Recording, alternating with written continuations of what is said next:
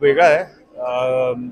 एक ॲक्टरला खूप एक नवीन नवीन कॅरेक्टर्स करायला आवडतात आणि हे वन ऑफ द कॅरेक्टर्स आहे जे आवडेल कोणालाही करायला. इंटरेस्टिंग आहे, एक वेगळा रोल आहे. फिल्म बघितल्यावर तुम्हाला कळेल की किती वेगळा आहे तो. आणि इट्स समथिंग की प्रत्येकाचा कॅरेक्टर जो आहे तो प्रत्येकाचा एस्टॅब्लिश्ड आहे, असं नाही की सगळ्यांचं मिक्स्ड आहे वगैरे. सगळ्यांचा एक पार्ट खूप इम्पॉर्टंट पार्ट आहे आणि एक सुंदर पद्धतीने एक फिल्म बनवली गेली आहे आणि पॅशन प्रोजेक्ट आहे सगळ्यांचा. खूप लांब मतलब खूप वेळ लागला बनवायला, पण एक देर आहे दुरुस्त आहे म्हणतो ना आपण. ते आता आलंय, आता 12 जानेवारीला येते फिल्म. आता पुढची तर बघा आणि सांगा मला कसं वाटतं. राजकारण, पॉलिटिक्स, खेड्यातले जे पॉलिटिक्स असतं तिकडनं कसे उभरतात लोक, स्मॉल विलेजेसमधनं जे पॉलिटिशियन्स, जे ज्यांची जी चाह असते खुर्चीची, ते कसे त्यांची चहाची इच्छा असते आणि ते त्याच्यासाठी काय घडामोडी होतात, तेही सगळं दाखवायचा प्रयत्न केलेला आहे. आणि पॉलिटिक्स म्हटल्यावर आता जे आपण बघतो आजकाल की महाराष्ट्रामध्ये जे संगीत खुर्ची चालू होती, ते एक एक पैलू एक घेऊन आलेलो मी त्याच्यात, की कोण बसणार आहे खुर्चीवर ते अजून कोणालाच कळत नाहीये. पण ते फिल्म पाहिल्यानंतर तुम्हाला कळेल की खूप छान होतं. संतोषजी आहेत, शिव आहे, त्यांनी खूप छान एक संयमनी खूप फिल्म बनवलेली आहे. खूप पेशन्स लागला त्यांना करायला आणि खूप एक वेगळ्या एक एनर्जीनी ते घेऊन आलेले आहेत फिल्म. आणि खूप एन्व्हायरमेंट खूप सुंदर होतं, म्हणजे कंजिनियल होतं, असं काही स्ट्रेसफुल नव्हतं. एव्हरीबडी वॉज एकदम शांतपणे शूट झालेलं आहे सगळं. आणि मजा आली ती करताना, कारण की टीमचं अशी एनर्जी असेल ती खूप इम्पॉर्टंट असते.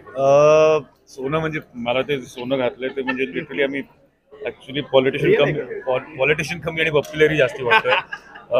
रिअल आहे असं सांगितलं गेलं, पण आधी कळलं असतं तर आम्ही ते पळून गेलो असतो साईडवरनं सगळं घेऊन. पण एक असतं, आय डोंट नो की पॉलिटिकल तुम्ही पाहिलंय की एक लार्जर दॅन लाईफ इमेज असते सगळ्यांची, तर मे बी ती दाखवायचा प्रयत्न केलेला आहे. तर मी नाही सांगू शकणार, कारण की एक रोल आहे, एक ॲक्टर रोल त्याचा दर्शवतो. आणि ते फिल्म बघितल्यावर कळेल की म्हणजे लहान मोठं असं काही नाही, की एक स्वप्न बघायला वय नसतं, असं ते फिल्मची टॅगलाईन आहे. तर ते कधी बघितलं जातं, तर ते स्वप्न बघितलं एक लहान मुलाला पण बघता येतं, मोठ्यांना पण बघता येतं. तर त्यामुळे स्वप्नाची साकारी कशी करतात ती लोक, ती इम्पॉर्टंट असते. चित्रपट मी ऍक्टर आहे, प्रोड्युसर आहे, तेच चांगलं माझ्यासाठी. तरी बिग बॉस पाहिलं नव्हतं आणि मी पहिल्यांदा मला त्यांनी फोर्स केलं बिग बॉसमध्ये यायला, तेव्हाच मी गेलो होतो. आणि I am not a big boss fan actually, पण मी लोकांना खूप आवडतं ते बिग बॉस बघायला. ते एक एंटरटेनमेंटचं एक चांगलं माध्यम आहे. पण मी कधी कधी फीड्सवर येतात ते बघतो आणि आजकाल जे चाललंय ते बघतो. पण big boss reality shows not my game. तर एकदा मी गेलो होतो आणि ते शेवटचं होतं. खुर्चीमध्ये मी म्हणजे सिनेमाचं टायटल आहे खुर्ची. खुर्ची या खुर्चीवर सुरुवातीपासून शेवटपर्यंत जो विराजमान आहे तो आहे मी, सर्जेराव पाटील. म्हणजे सरपंचापासून आमदारापर्यंतचा त्याचा प्रवास आहे. म्हणजे 20-25 वर्षाचा तो काळ दाखवला आहे. आणि मला वाटतं याच्यामध्ये एकमेव कलाकार आहे मी जो सुरुवातीपासून शेवटपर्यंत एकटाच आहे. कारण बरेच चाइल्ड आर्टिस्ट आणि मोठे असे सगळ्यांचे चेंज झाले, पण माझा एकट्याचा म्हणजे 35-40 पासून सुरू झालेला प्रवास हा 60-65 पर्यंतचा या सिनेमामध्ये दाखवला. आणि खूप मजा त्यामुळे आली, कारण अगोदर तरुण असतानाची बॉडी लँग्वेज वेगळी, ते चालणं उठणं बसणं, आणि पद सुद्धा सरपंच पद असतं त्यावेळेस, त्यामुळं ते वलय तेवढंच असतं. नंतर मग तो आमदार झाल्यानंतर 20 वर्षानंतर ज्यावेळेस तो आमदार होतो त्यावेळेस त्याचं वलय मोठं, मग त्यावेळेसची बॉडी लँग्वेज मोठी, उठबस मोठी. तर हे असं वेगवेगळं काहीतरी करायला मजा येते कलाकार म्हणून, आणि ती खूप मजा आली मला. कारण आपल्या सिनेमा सृष्टीला कलाकारांना एक शाप आहे, एक वेळेस तुमच्यावर एक ठसा बसला तर त्याच प्रकारच्या भूमिका तुमच्याकडे येतात. आणि म्हणजे मला एक सैराटनं एक थोडंसं पाठीमागं जातो, एक सैराट नंतर त्या टाईपच्या भूमिका येत होत्या. मी खूप करून नंतर मी जरा वैतागून गेलो होतो आणि परेशान झालो की यार हे काय करतोय मी. आणि मग मी 19 सिनेमे नाकारले होते सरळ त्याच प्रकारच्या भूमिकाचे, की राजकारणी एक तर हिरो नाही तर हिरोईनच्या वडिलाचा रोल, विलन, तो रागीट स्वभाव, सेम कंगोरे त्याच टाईपच्या भूमिका होत्या.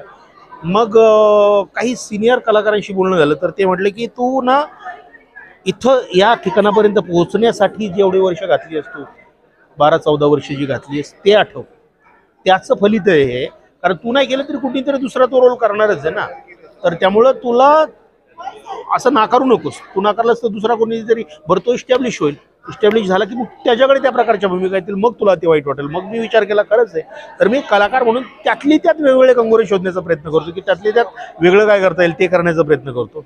तर याच्यामध्ये सुद्धा ते सैराट नंतर ज्या वेगवेगळ्या राजकारण्याच्या भूमिका गेल्या त्यापैकी मग आणखी एक वेगळी भूमिका आणि त्याच्यामध्ये काय करता येईल ते बघत राहिलो. मुळात राजकारणाची मला खूप आवड आहे, खूप वाचन आहे माझं राजकारणाबद्दलचं, आणि खूप जवळचे मित्र सुद्धा आता राजकारणी आहेत. तर त्यांना पाहिल्यानंतर असं मग मी बऱ्याच जणांना पाहून ते साठवत असतो, की कारण याच टाईपच्या भूमिका कुठेतरी करायचे, ते बॅक ऑफ द माइंड कुठेतरी छापलं जातं. कारण त्यांचं वागणं घरात वेगळं असतं, समाजामध्ये वेगळं असतं, मित्रांमध्ये वेगळं असतं, विधानसभेत किंवा लोकसभेत वेगळं असतं, किंवा प्रत्येक ठिकाणी वेगवेगळं त्यांचं वागणं असतं. तर मी ते टिपत असतो, ते छापत असतो, आणि ते कुठेतरी एखादा सीन वाचताना, एखादी भूमिका वाचताना लक्षात येते की अरे इथं हा राजकारणी परफेक्ट बसतोय, तो बसतोय. तर त्यातली त्यात मग आता माझ्या डोक्यात एक आलंय की आता आपण राजकारणी नाही तर इन्स्पेक्टरच आहेत मोस्टली. जर जे काही मित्र आहेत ज्यांना काही खूप मला ओळखतात की मी काय करू शकतो, की मी कॉमेडी पण करू शकतो, मी हे पण करू शकतो, हे पण करू शकतो, हे ज्यांना माहिती आहे ते मला देतील वेगळ्या भूमिका. पण जे मला सरदोपटपणे घेणार आहेत ते याच भूमिकांसाठी यासाठी घेणार आहेत, कारण मी त्यात स्वतःला प्रूव्ह करून दाखवलंय की मी हे चांगलं करू शकतो. तर मी वेगळं काहीतरी करू शकतो, त्यांच्यासाठी मी आहे वेगळा, त्यांच्यासाठी मी करेल काहीतरी वेगळं. त्यासाठी मी त्यातली त्यात वेगळे पण शोधण्याचा प्रयत्न करतो. आवडता मला राजकारणी जो समाजासाठी चांगलं काम करतो. म्हणजे अगदी हे म्हणून म्हणत नाही की मला हा प्रश्न विचारला म्हणून मला काहीतरी उत्तर द्यायचं म्हणून मी म्हणत नाहीये. मला खरंच मी अगोदर म्हटल्याप्रमाणे मला राजकारणाची खूप आवड आहे, त्यामुळं माझी खूप तळमळ आहे त्या गोष्टींविषयी. मला कुठलाही पक्ष आवडत नाही, मला वेगवेगळ्या पक्षातले राजकारणी आवडतात जे की लोकांसाठी काम करतात, लोकांच्या मूलभूत गरजा जी आहेत, अन्न वस्त्र निवारा यासाठी. मग तुम्ही कुठल्याही, तुम्ही मला ग्रामपंचायत सदस्यापासून, सरपंचापासून, जिल्हा परिषद सदस्य, जिल्हा परिषद अध्यक्ष, पंचायत समिती सदस्य, पंचायत समिती सभापती, उपसभापतीपासून तर तुम्ही आमदार, खासदार, राज्यसभेचे, विधानसभेचे, विधान परिषदेचे, लोकसभेचे, कुठलेही म्हणा, कुठल्याही लेवलचे राजकारणी म्हणा, तेच मला आवडतात जे समाजासाठी काम करतात. पुढचं तर राजकारण तर आवडतं, पुढचं काय सांगता येत नाही, पण ते कदाचित तुमची एक वाट ठरलेली असते की तुमची कुठल्या दिशेला जाणार. माझी पहिल्यापासून, शाळेत असल्यापासून, मी पहिल्यांदा ज्यावेळेस एकांकिका गेली होती त्यावेळेसपासून सुरू झालेला प्रवास अजून तरी याच दिशेला आहे आणि याच दिशेची आवड आहे. बरं, मी राजकारणी झालो तरी काय होईल, की एक कुठलं तरी पद मिळेल.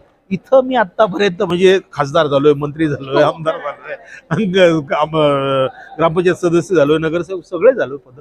आज एवढं सिनेमाचं टायटल आहे खुर्ची, त्याच्यावर बसलोय मी 25 वर्ष. म्हणजे याचं सगळ्यात मोठं श्रेय मी नागराज मंजुळेंना देईन, कारण नागराज मंजुळे खूप रिअलिस्टिक साठी मागे लागलेले असतात. आणि नागराज मंजुळेंनी आतापर्यंत 4 सिनेमे दिग्दर्शित केलेत. त्या 4ही सिनेमामध्ये असणारा मी एकमेव कलाकार आहे. म्हणजे मी फॅन्ड्रीमध्ये होतो, मी सैराटमध्ये होतो, मी झुंडमध्ये होतो, आणि आता खाशाबा येतोय त्याच्यामध्ये सुद्धा मी एकमेव कलाकार आहे जो 4ही सिनेमामध्ये आहे. तर आमचं कॉम्बिनेशन खूप चांगलं जमलंय. त्यांना काय हवंय हे मला चांगलं कळतं, आणि त्यांना खूप सटल हवं असतं, खूप सटल. म्हणजे मी प्रत्येक सिनेमाच्या वेळेस अशी तयारी करून जातो की नागराज अण्णाला खूप सटल पाहिजे असतं, मी हे खूप सटल करेन. पण त्या माणसाचा आवाका इतका मोठा आहे की ते त्याच्यामध्ये सुद्धा शोधतं की सुरेशजी इथं थोडंसं जास्त होतंय, त्याला आणखी नॅचरल करू. मी परेशान होतो कधी याच्यापेक्षा काय नॅचरल करायचं आता. तर आमची खूप चर्चा होते. तर मला वाटतं की खूप सारे श्रेय त्यांचं आहे, पविदाचं आहे, प्रवीण तरडेचं आहे. प्रवीण तरडे सुद्धा थिएटरचा खूप माणूस असल्यामुळं रिअलिस्टिकच्या खूप आवड असते प्रवीण तरडेला सुद्धा. पविदा सुद्धा खूप त्या गोष्टीच्या. अनंत महादेवनांबरोबर मी तिथे सिनेमे केले. अनंत महादेवन तर आणखी पलीकडचे रिअलिस्टिक आहेत. ते तर चेहऱ्याचे कुठले रेष सुद्धा हलवू देत नाहीत, म्हणजे असं सुद्धा होऊ देत नाहीत ते. म्हणजे हे माणसं खूपच खूप खूप अभ्यासू आहेत, खूप खतरनाक आहेत, आणि यांच्या बरोबर काम करून मग कलाकार मला वाटतं प्रगल्भ होत जातो. आणि वाटतं पहिली गोष्ट म्हणजे तुम्ही सर्व इथं आल्याबद्दल तुमचं खूप खूप धन्यवाद. आणि पहिला चित्रपट आहे, अनुभव खूप वेगवेगळ्या प्रकारचा मिळालेला आहे. कोविडमध्ये शूट केला आम्ही. पहिलं शेड्यूल कोविडमध्ये झालं, दुसरं 3 महिन्याचा ब्रेक नंतर दुसरं शेड्यूल झालं, आणि चित्रपट पूर्ण केला. 12 जानेवारीला चित्रपट येतोय, तर तुम्ही सर्वांनी पहा. ॲक्च्युली मला म्हणजे एक कन्सेप्ट डोक्यात होती माझी. एक मी ग्रामीण भागातला असल्यामुळं गावाकडलं राजकारण मला मी बघितलेलं आहे. तर त्याच्यामध्ये मला मुलालाही लॉन्च करायचं होतं, आर्यनला लॉन्च करायचं होतं मला. तर मग मला अशी कन्सेप्ट घ्यायची होती ती आत्तापर्यंत कोणी पाहिलेली नाही आहे. कारण राजकारणावर भरपूर फिल्म आलेले आहेत, पण एक लहान मुलगा काय राजकारण करतो, त्याला खुर्ची का पाहिजे, हे सगळ्यात जास्त इंटरेस्टिंग आहे. मग मी ती एक कन्सेप्ट तयार केली. मग 30% हा रिअल घडलेली घटना आहे, 30 काल्पनिक काही गोष्टी टाकलेल्या आहेत त्याच्यामध्ये. मग त्याच्यानंतर मी स्टार्ट केलं, आणि मग नंतर एक एक कॅरेक्टर, अक्षय सरीन म्हणजे सम्राट नावाचं कॅरेक्टर आहे त्यांचं, ते इन झाले, राकेश सर इन झाले. झाल्यानंतर मग आता ती नक्की खुर्ची कुणाला मिळते, कारण 4 कॅरेक्टरच्या भोवती ती खुर्ची फिरतीये. त्याच्यामध्ये हा बारका कॅरेक्टर, त्याला नक्की खुर्ची का पाहिजे ते तुम्हाला चित्रपट पाहिल्यानंतरच कळेल. पण त्याची भूमिका त्याने जो अभिनय केलेला आहे कुणीही म्हणणार नाही की त्याचा पहिला नाही, हे कसं जुळून आलं, हे कसं जमलं? ऍक्च्युली ते त्याच्याकडनं करून घेतलं आपण. त्यांनी कुठंच ऍक्टिंग क्लास, कुठेच डान्स क्लास, म्हणजे पहिलं डायरेक्ट त्याला डायरेक्ट कॅमेरा समोर उभं केलेलं आहे. आणि जे जे शिकवलंय त्याला मी, म्हणजे ऍक्च्युली मी जे मला जेवढं कळत होतं तेवढं मी त्याला सांगत होतो. आता ऍक्च्युली त्याला म्हणजे एक भाषण केलेलं सीन आहे मूवीमध्ये, तुम्ही मूवी बघितल्यानंतर तुम्हाला कळल. तर त्या भाषणाचा अर्थ पण त्याला माहिती नव्हता त्यावेळेस. मी एक कन्सेप्ट, मी एक त्याला डायलॉग दिला, म्हणलं बाळा तुला असं असं करायचंय, असे असे रिएक्शन द्यायचे. त्याने ते पकडलं आणि प्रॉपर ते कॅरेक्टर, तो त्याला म्हणलं पहिले त्या कॅरेक्टरमध्ये घुसावं लागेल तुला. त्याकरता राजीव नावाचं कॅरेक्टर आहे, त्याचं चालणं, बघणं, हावभाव, ते सगळं त्याला शिकवलं आपण. म्हणजे मी शिकवलं थोडक्यात. तुम्हाला चित्रपट पूर्ण बघितल्यानंतरच कळन ते काय आहे ते. आणि सेन्सॉरने आपल्याला UA दिलेलं आहे. जर तसं काही वेगळं असतं तर आपल्याला A भेटला असता. त्यामुळं असं काही नाहीये, एक स्टोरीचा एक भाग येतो, तो चित्रपट पाहिल्यानंतर कळेल. तुम्ही एक नवीन चेहरा दिला पण असं वाटतंय का? नवीन चेहरा तर दिलाय, पण आता ते पब्लिकवर येते किती ऍक्सेप्ट करतील त्याच्यावर आहे सगळं. सगळ्यांना एकच सांगल की खूप चांगली स्टोरी आहे आणि खूप मेहनतीने बनवलेली आहे आम्ही सगळ्यांनी. आणि तो चित्रपट OTT ला येण्याची वाट पाहू नका तुम्ही, कारण तो चित्रपट थिएटरला बघण्यासारखा चित्रपट आहे. तुम्ही तो थिएटरच्या खुर्चीवर जाऊनच चित्रपट पहा. माझा ॲक्च्युली फर्स्ट मूवी आहे, सगळ्यांना माहितीच असेल. तर खूप चॅलेंजिंग रोल आहे, राजवीर नावाचा रोल आहे, खूप चॅलेंजिंग आहे. आणि तेवढाच एक्साइटमेंट पण होती फर्स्ट डे माझ्या शूटच्या. आणि लाईक हा हार्ड होता, चॅलेंजिंग रोल होता खूप माझ्यासाठी. आणि जशी फर्स्ट मूवी आहे माझी, म्हणून बाकी तर खूप मज्जा आली सगळ्यांबरोबर काम करताना. Akshay sir, Pritam ma'am, Rakesh sir, पूर्ण सुरेश सर, सगळे पूर्ण कास्ट बरोबर खूप मजा आली. ते लाईक मी जेव्हा 5th मध्ये होतो, छोटा होतो, म्हणून ते मला लाईक समजून घ्यायचे की जिथं जिथं चुकायचं तिथं सांगायचे, मला इम्प्रोवाइज करायचे. ओव्हरऑल मला लाईक वाटतच नव्हते की असे मोठे मोठे ॲक्टर्स होते, एवढे म्हणजे खूप पोलाईट होते ते, मस्त होते.